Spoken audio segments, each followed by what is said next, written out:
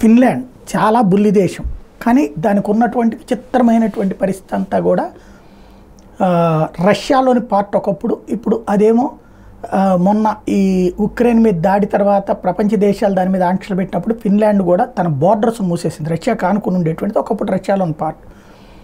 ఆ బార్డర్స్ మూసేయడం వల్ల ఇప్పుడు వాళ్ళకి మనుషులు దొరకట్లా, వర్కింగ్ లేబర్ కావాలి, అట్లాగే టెక్నాలజికల్ బ్రెయిన్స్ కావాలి. అది రష్యాలో నుండి ఇక్కడికి వచ్చి పని చేసుకుని పోతుంటారు. రొక్క చెప్పాలంటే బెదవాడ గుంటూరు వెళ్ళినట్టు అటు ఇటు వెళ్తూ ఉంటారు. అట్లాంటిది ఆపేసిన తర్వాత సంక్షోభంలో పడింది ఆ దేశం.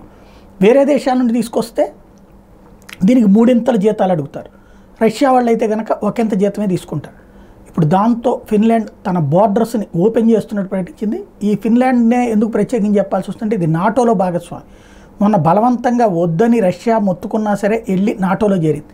చివరికి పరిస్థితి అర్థమైన తర్వాత నాటో నుంచి అయితే ఇప్పుడు బయటికి రాలేదు, కానీ ఇక్కడైతే ఓపెన్ చేస్తుంది రష్యాకి దారులు.